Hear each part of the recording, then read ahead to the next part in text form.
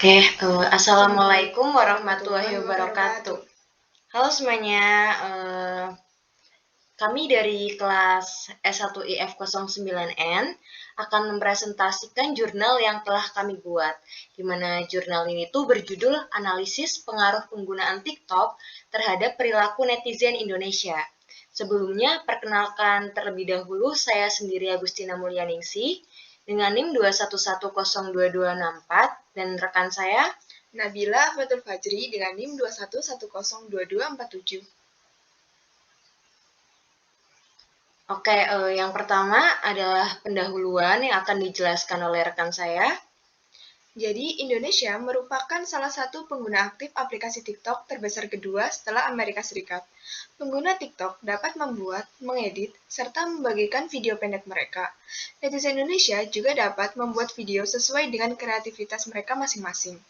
TikTok juga dapat mempengaruhi perilaku netizen Indonesia dalam beretika di media sosial, sehingga netizen Indonesia harus pintar dan cermat dalam menyaring konten-konten yang ada di TikTok.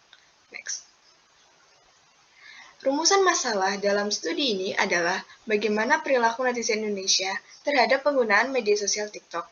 Studi ini akan menganalisis perilaku netizen Indonesia terhadap pengaruh TikTok untuk memahami dampak perilaku netizen Indonesia yang bertujuan agar netizen Indonesia memiliki pengetahuan dalam etika menggunakan media sosial TikTok.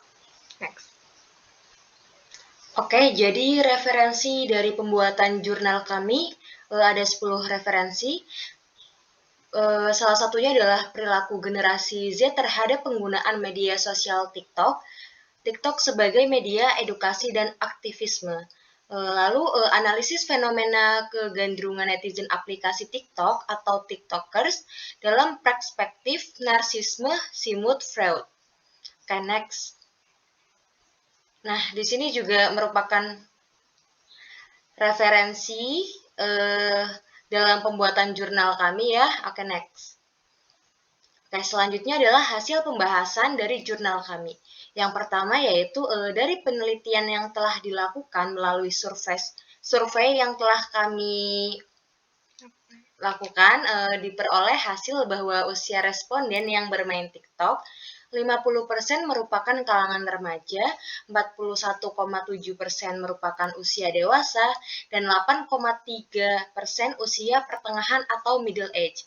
Bisa dilihat di sini tuh kebanyakan responden kami itu yang bermain TikTok merupakan usia kalangan remaja. Next.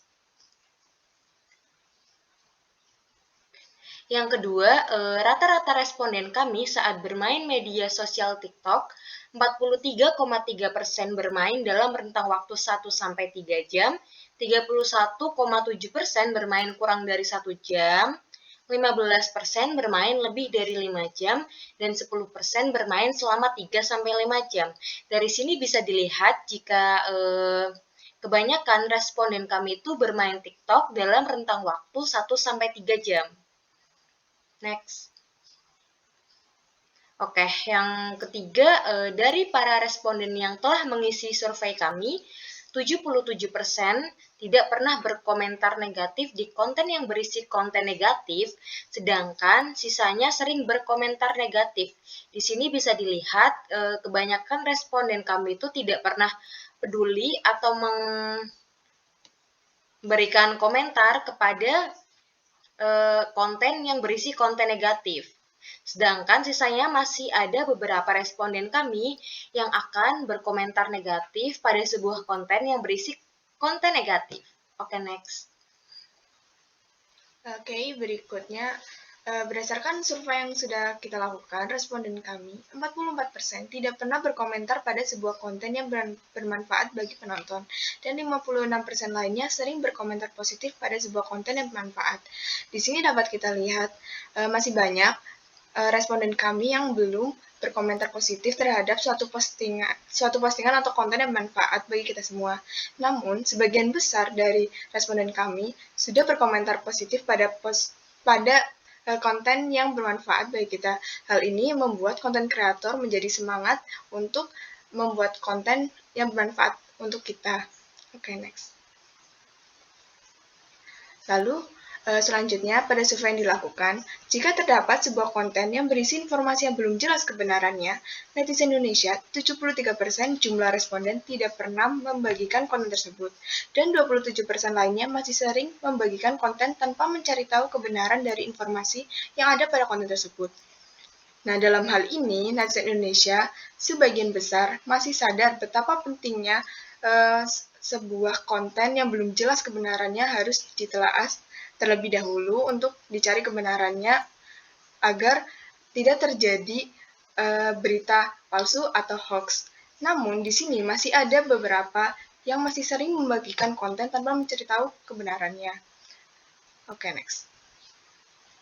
Lalu selanjutnya, pada survei yang dilakukan, responden kami 44% tidak pernah mereport akun yang membuat konten negatif, 52% sesekali mereport akun, dan 4% selalu mereport akun yang membuat konten negatif. Di sini terlihat masih banyak netizen Indonesia atau responden kami yang tidak peduli dengan adanya konten negatif, sehingga lebih memilih untuk mengabaikan daripada mereport. Namun tenang saja, di sini terlihat kalau 52% dari responden kami yang sesekali mereport akun negatif. Hal ini dapat mengurangi munculnya konten negatif yang akan muncul lagi pada TikTok. Oke, next. Jadi kesimpulannya, yang pertama, aplikasi TikTok memiliki dampak negatif dan positif yang dapat mempengaruhi netizen Indonesia. Yang kedua, dari penelitian mengenai pengaruh TikTok terhadap netizen Indonesia berkaitan dengan cara mereka menyikapi konten yang ada di aplikasi TikTok. Next. Dan yang terakhir, kita perlu menguraikan masalah yang kita hadapi. Kemudian kita dapat memecahkan masalah-masalah tersebut dan dengan cepat menghasilkan ide-ide baru sebanyak mungkin. Next. Oke, jadi saran yang kita miliki untuk jurnal kami kali ini yaitu netizen Indonesia agar lebih bijak dalam menggunakan aplikasi TikTok untuk menyaring konten-konten yang positif dan negatif yang ada pada TikTok tersebut. Oke, next. Nah, jadi sekian presentasi dari kami. Apabila ada kesalahan, mohon maaf. Wassalamualaikum warahmatullahi wabarakatuh. Makasih semuanya.